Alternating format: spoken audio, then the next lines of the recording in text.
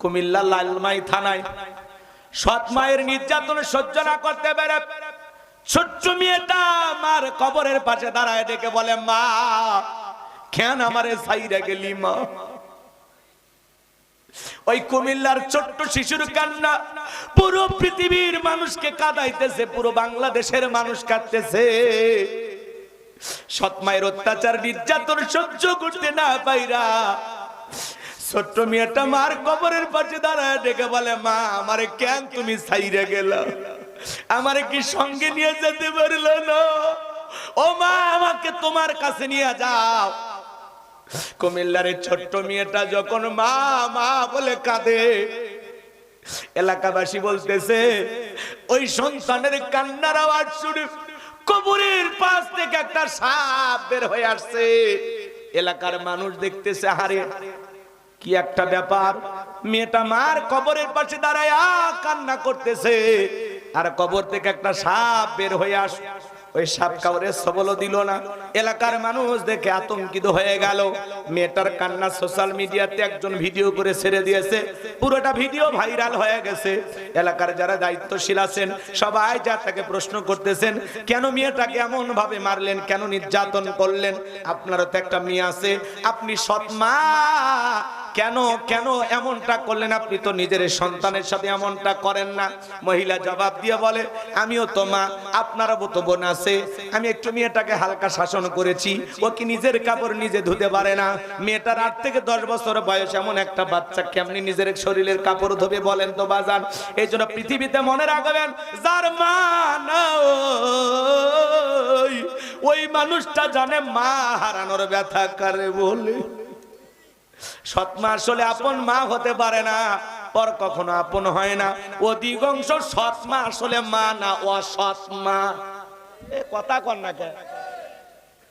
নিজের সন্তানকে ভালো লাগে, কিন্তু স্বামীর আর একটা পক্ষের সন্তানটারে ভালো লাগে না। কথা বোঝেন নাই মনে হয়? এই মেয়েটার কান্না পুরো বাংলাদেশের মানুষকে কাঁদিয়েছে। ইউনূস সাহেব এই বিষয়টা তদন্ত করার জন্য 1 মাস মেয়েটাকে সময় দিয়েছে, যে আপনি এই মেয়েটার সাথে ভালো আচরণ করলে বেঁচে যাবেন, না হলে সারা বাংলাদেশে অনেক মানুষ আছে এই মেয়ের দায়িত্ব নেওয়ার জন্য। মহিলা ক্ষমা চাইছে যে আমারে মাফ করে দেন, আমি নিজের মেয়ের মতো এই মেয়েটারে ভালোবাসবো। একজন ভাই আবার ভিডিও করতে যায়, মহিলার স্বামীরে ভিডিও কল দিয়েছে যে আপনার মেয়ের সাথে এমন করা হয়, আপনি কি জানেন না? বলে হ্যাঁ আমি জানি, নিরুপায়। শ্বশুরকে ডাক দিয়ে বলা হলো আপনার নাতনির সাথে এমন করা হয়, আপনি কি জানেন না? শ্বশুর জবাব দিয়ে বলে আমি অনেক নিষেধ করেছি, আমার কথা শোনে না। আপনার কি খেদমত করে? বলে না, আমারও কোনো সেবা করে না, আমার ধাত দিয়ে যায় আর বলে আমার শরীরে নাকি গন্ধ। শ্বশুর ভালো লাগে না, মেয়েটারে ভালো লাগে না। এই মা কখনো মা হতে পারে না। কথা বলেন ঠিক কিনা? পরে এই লোকটারে কবরের পাশে নিয়ে যা বলতেছে, এর মার কাছে মাপ চান। কবরে দাঁড়ায় বলতেছে, বোন আমারে মাফ করে দাও, আজ থেকে তোমার মেয়ে আমার মেয়ে। সোশ্যাল মিডিয়াতে বারবার ভিডিওগুলো ভাইরাল হয়ে যাচ্ছে। আমরা বলতে চাই, আপাতত মহিলা সন্তানটাকে নিজের সন্তান হিসাবে মহব্বত ভালোবাসা করার প্রতিশ্রুতি দিয়েছে। এগুলো ভিডিও কইরা আর মহিলাকে কষ্ট দেওয়া দরকার নাই, ছোট্ট বাচ্চাকেও কষ্ট দেওয়া দরকার নাই। কথা বলেন ঠিক কিনা? পুরো বাংলাদেশের মানুষ দায়িত্ব নিয়েছে। আমার মনে হয় বাজান গো আমার, এরকম হাজার হাজার নির্যাতিত অসহায় শিশুগুলো আছে যারা সৎ মায়ের দ্বারা নির্যাতন ও জুলুমের শিকার হয়, পৃথিবীর কারো কাছে বলতে পারে না। কথা বলেন ঠিক কিনা? এজন্য বাজান আমি যে কথা বলতে চাচ্ছিলাম, মা বাবার খেদমত করতে হবে, তাদের সাথে ভালো আচরণ করতে হবে। সেই কথা আল্লাহ রাব্বুল আলামিন বলতেছেন, ওয়া ওয়াসাইনাল ইনসানা বিওয়ালিদাইহি হামালাতুহু উম্মুহু ওয়াহানান আলা ওয়াহানি ওয়া ফিসালুহু ফি আমাইনি আনিশকুরলি ওয়া লিওয়ালিদাইক ইলাইয়াল মাসির। আমার আল্লাহ বলেন, আমি তো মানুষকে নির্দেশ দিয়েছি তারা যেন মাতা পিতার সাথে সদাচরণ করে, উত্তম ব্যবহার করে। কারণ হলো তার মা কষ্টের পর কষ্ট সহ্য করে সন্তানটাকে গর্ভ ধারণ করেছে, 2-2.5 বছর বুকের দুধ পান করাইছে। একটা মা সন্তানের জন্য কেমন কষ্ট করে। যশোরের যুবক ভাইরা রে, গভীর মনোযোগ দিয়ে কথাগুলো শুনে যান। বর্তমান পৃথিবীর ডাক্তার গবেষণা করে বলতেছে, একটা মা সন্তানকে যখন গর্ভ ধারণ করে 3-4 মাস মা খাইতে পারে না, আমার বমি বমি ভাব হয়। এরপরে সন্তান যখন আস্তে আস্তে মায়ের পেটে বড় হতে যায়, এ বাজান গো আমার, আপনি আমি যে মায়ের গর্ভে ছিলাম, যেই জায়গাটাতে ছিলাম, এই জায়গাটা মাত্র 10 ইঞ্চি। সন্তান যখন 6 মাস অতিক্রম করে 7 মাসে পা ফেলবে, এমত অবস্থায় মায়ের গর্ভে থাকা ওই 10 ইঞ্চি জায়গা পুরোটা কভার হয়ে যায়, সন্তান থাকার মতো আর কোনো জায়গা নাই। তখন আল্লাহ রাব্বুল আলামিন 7 মাস পরে বর্তমান পৃথিবীর ডাক্তার গবেষণা করে বলতেছে, সন্তানের 2টা পা আল্লাহ তাআলা মার কলিজার সাথে লাগায়া দেয়। সন্তান যখন 1 ইঞ্চি মায়ের পেটে বড় হয়, 1 ইঞ্চি মায়ের কলিজা 2টা পা দিয়ে উপর দিকে তুলে ধরে। বর্তমান পৃথিবীর ডাক্তার গবেষণা করে বলতেছেন, বাজান, একটা সন্তান ডেলিভারির আগ পর্যন্ত 4 থেকে 5 ইঞ্চি পর্যন্ত লম্বা হয়। ওই সন্তানটা তখন 4-5 ইঞ্চি মায়ের কলিজাটা পা দিয়ে উপর দিকে তুলে ধরে থাকে। বর্তমান পৃথিবীর ডাক্তার বলতেছেন, একটা সন্তান মার পেটে, যে সন্তানটা সবচেয়ে কম নাড়াচাড়া করে, ওই সন্তানটা মায়ের গর্ভে থাকা অবস্থায় 4,500 বার মায়ের কলিজায় লাথি মারে। সন্তান ডেলিভারির আগে সবচেয়ে বড় 3টা লাথি মারে মার কলিজায়। এ বাজার, সন্তান ডেলিভারির সময় যখন চলে আসে, মা যখন সন্তানটাকে ডেলিভারি করবে এমন সময় যখন চলে আসে, গভীর নিশীথে বাবার 2টা পা জড়ায় কান্দে।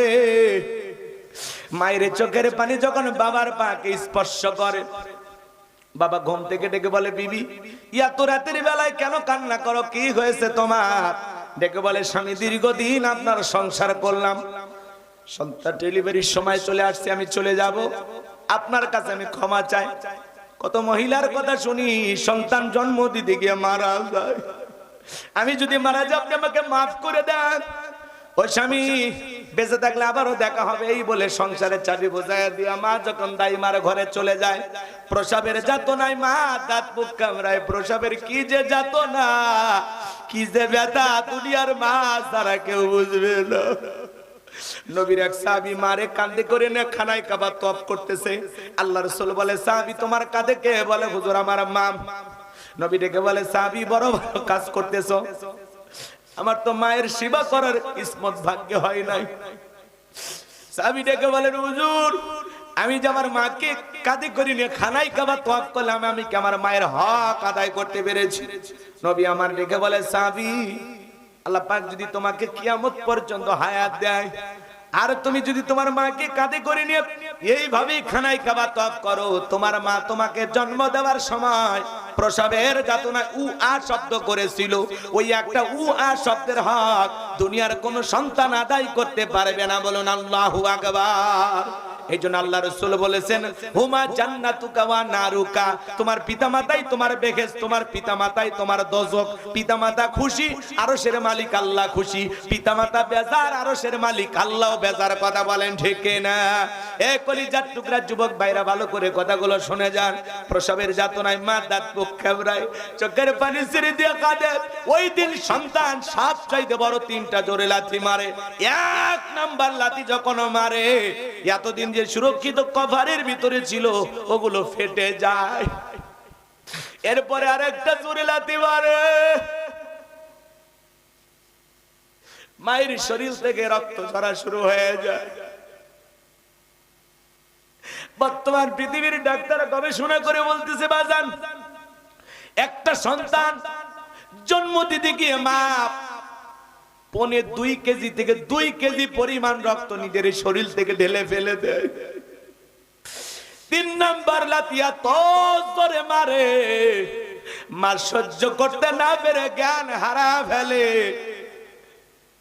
সন্তান যখন ভূমিষ্ঠ হওয়ার পরে বর্তমান পৃথিবীর ডাক্তার বলতেছে বাজার উম্মা উম্মা করে যত জোরে সন্তানের কান্নার আওয়াজ মায়ের কানে পৌঁছাবে তত দ্রুত মা সুস্থ হয়ে যায়। মা যখন জ্ঞান ফিরে পায় ডেকে বলে কই আমার কলিজার টুকরা সন্তান আমার কোলে দাও। মা সন্তান ডালে কোলের মধ্যে নিয়া গালে মুখে চুমা খায় আর বলে বাঁচা তোর বেঁচে থাক তোর চেহারাটা দেখে আমি মা গর্বে রাখার কষ্টের কথা প্রসবের যাতনা তোর মুখটা দেখে আমি মা সব কষ্ট ভুলে গেলাম।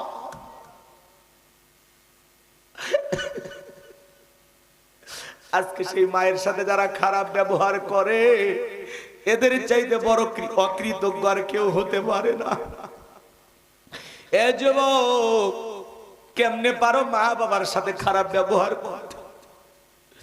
যে মা তোমার আমার এত কষ্ট করে দুনিয়ার মুখটা দেখাইলো, নিজে না খাইয়া মা তোমার আমার মুখে খাবার তুলে দিল। যে মা তোমাকে আমাকে রাজা বাদশার মতো লালন পালন করলো, মা নিজে কত কষ্ট করে সন্তানটারে আদর করে ভালোবাসা দিয়ে বড় করলো। নিজে চেরা শাড়ি পরে থাকলো যে বাবা, নিজে চেরা লুঙ্গি পরে চেরা শার্ট পরে তোমার আমার জন্য ভালো জামা কিনে দিল। কি দিয়ে সেই মা বাবা ঋণ শোধ করবারে যুবক? তোমার আমার শরীরের চামড়া কেটে পিতা মাতার পায়ের জুতা বানায় দিলেও কখনো পিতা মাতার ঋণ শোধ করা যাবে না। কথা বলেন ঠিক কিনা? আজকে সুন্দরী বউ পাইয়া মা বাবার কথা ভুলে যাও। কথা বলেন আছে না নাই? পোলাপান আছে না নাই? এরকম বিয়ে করে পাল্টে যায়। বিয়ের আগে মা বাবা ছাড়া কিছু বোঝে না, বিয়ে করলেই বউ ছাড়া আর কিছু বোঝে না।